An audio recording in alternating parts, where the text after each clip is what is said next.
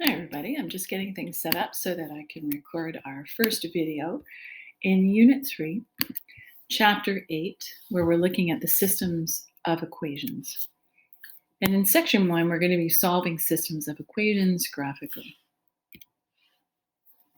The whole objective of what we're trying to accomplish in this lesson is to help you understand what is meant by a system of equations and how we interpret them when we look at them as a graph. A couple of things for vocabulary. First of all, make sure that by the time you finish listening to the video, you understand what is meant by the system of linear quadratic equations and a system of quadratic equations, along with a point of tangency. So first of all, a question for you: what is a system of equations? You've seen them before, you've worked with them before. How would you try to describe what they are? Well, this is an example of one, and what we're looking at is a quadratic and a linear, and they seem to be coexisting in the same sphere or scene or common scenario.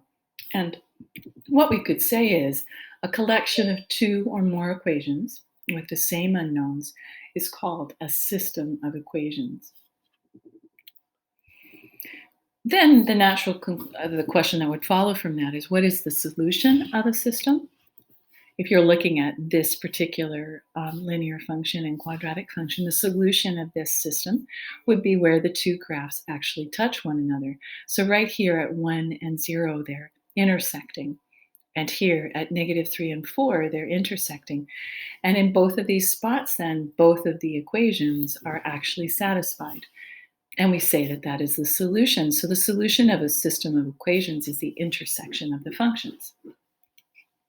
Okay, so let's take a look once again at the example we've been playing with so far. We see a quadratic and a linear.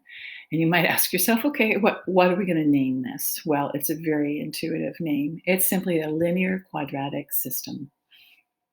Now, the next question I have for you, though, is what are the possible solutions? So if we're looking at this particular quadratic and a linear, what are the possible solutions that can take place? Well, in the one we're looking at, there were two solutions. But if we were to place things in a slightly different scenario or situation, it's possible that they would never intersect one another at all, or that they intersect only once. So if you look at these diagrams, you can see examples of those. They don't intersect at all, they intersect exactly once, or they intersect two times. They're never going to intersect more than the two times. So let's take a look at another example. How might we name this system of equations? Yep, quadratic.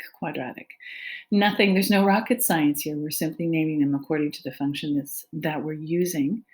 So what are the possible solutions in a quadratic system? Well, it's going to be similar, isn't it? They could intersect twice, once, or not at all. Now, there is another thought, though. Are there any others? What if one quadratic was exactly the same as the other, and they were on top of each other? Then we would have something that we would say has an infinite number of solutions. So we're going to take a look at a variety of examples to get used to this idea, the system of equations. And the first one we're going to look at involves Blythe Hartley. Blythe was a very accomplished diver from Canada. She lived in Alberta. And in this particular scenario, she is doing training dives from a 3-meter springboard. Now, her coach is using some analysis of the video to plot her height above the water. So we want to ask which system best represents this scenario that we've been talking about. Well, if we go and take a look at system A to start with, you can see the parabolic curve that looks like her dive. And then this is meant to represent the springboard, but it makes no sense because for some reason, the springboard is losing its height above the water.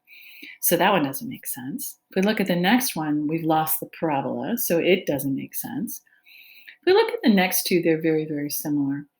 One is that you have the point of intersection right here at the height of the springboard, and this one is slightly above. Now, what this suggests to us is that she's standing above the springboard, which of course doesn't make sense either. So the one that we're going to go with is system D.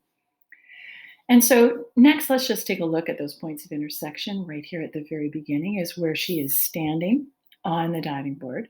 She takes her dive, and this spot, excuse me, would be where she is once again level with the height of the diving board. Okay, a typical type of question that you can be asked as well is one like this one, where we give you two equations and ask you to solve them. This one would involve having a graphing calculator. You can see by looking at it that you've got a linear function to begin with and a quadratic. So we would call this a linear quadratic system. In order to get ready to graph it, I need to get the y by itself. And so that I'm going to be graphing 4x plus 3 and 2x squared plus 8x plus 3. So when I put those on my graphing calculator, I should get something that looks a little bit like this. And I can see that I've got two spots where they intersect each other. Make sure you do take some time to get used to our graphing calculators so that you know how to make sure that your window allows you to see what you need to and that you can calculate what these points of intersection are as well. Once again, let's try another one. This time it is a quadratic, and we're going to need to isolate the y, bring these numbers back over before we graph them. So once again, when you graph these guys, it actually comes out to one single point of intersection. Sorry. And so we should be able to find it. Once again, you're going to need to use the calculators in the classroom and practice them so that you can get used to using the instruments to be able to find these. Last thing we're going to do is just take a look at two simple word problems where we're using these ideas.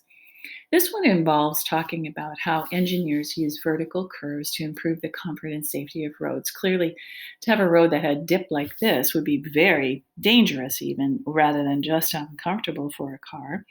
So as a result, they tend to try to make sure that they have smoothed out the curve. Now, of course, vertical curves are parabolic in shape and are used for transitions from one straight grade to another. And interestingly enough, each grade line is tangent to the curve as they do it. And as you have all these different grade lines, it forms a curve, much like string art, where you have all these lines. And as you join the lines over and over, you gradually get something that smooths out to a very nice parabolic curve. So to construct this vertical curve, the surveyors lay out a grid system and they mark the location for the beginning of the curve and the end of the curve. And so we're going to be given in the final part of this question some equations to help us see how they are starting to map out this curve that they're going to create. You have a linear, a second linear, and then you have a quadratic. So use a graphing calculator. You can always use Desmos if you don't have one in your hand at this point, and see if you can model these. And we're going to be looking for their points of tangency, which means where they touch one another. So let's take a look at a graph to help us understand.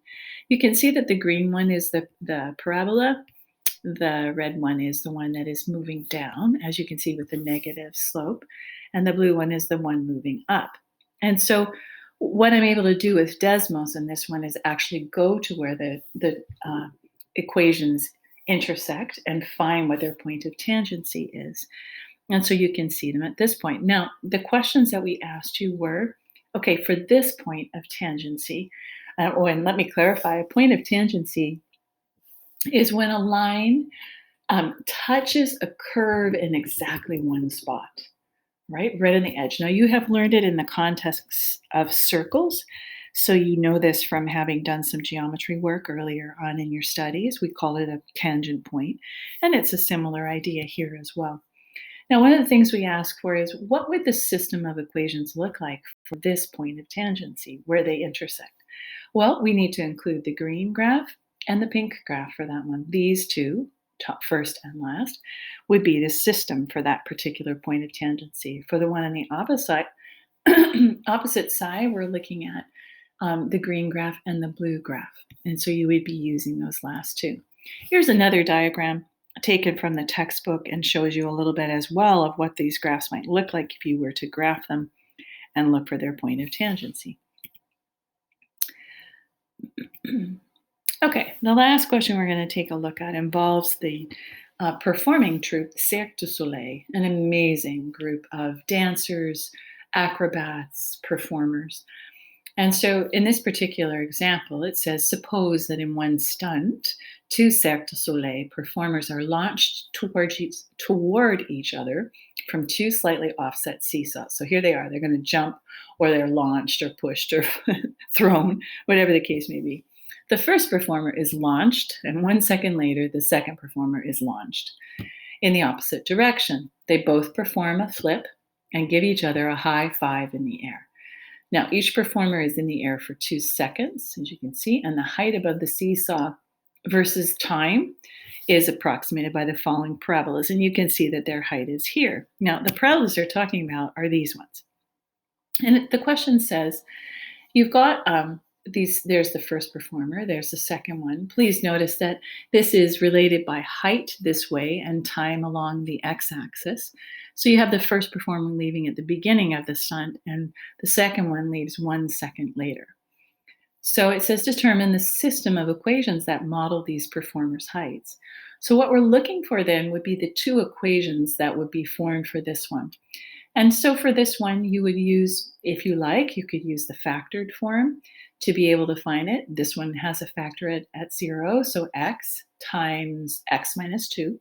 You'd need to figure out what a is in front, and as it turns out, the a is actually a -5 once you calculate it.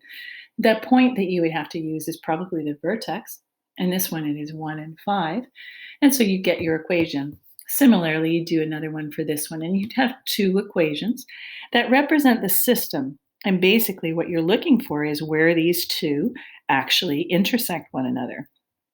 The last part about it would be to interpret what does this actual intersection of points stand for? Well, it's the time that they would actually meet in the air, and also the height at which they actually meet. Okay, well, that's a very quick introduction to the lesson. Hopefully, you will be able to have enough information now to be able to do your homework.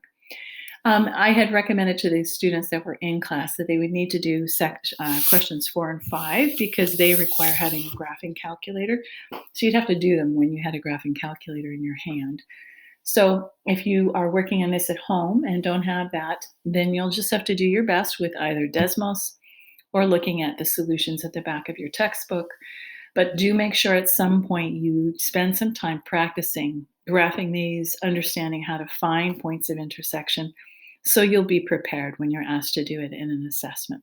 Okay, take a look at these questions and let me know if you have any problems at all. Take care, guys.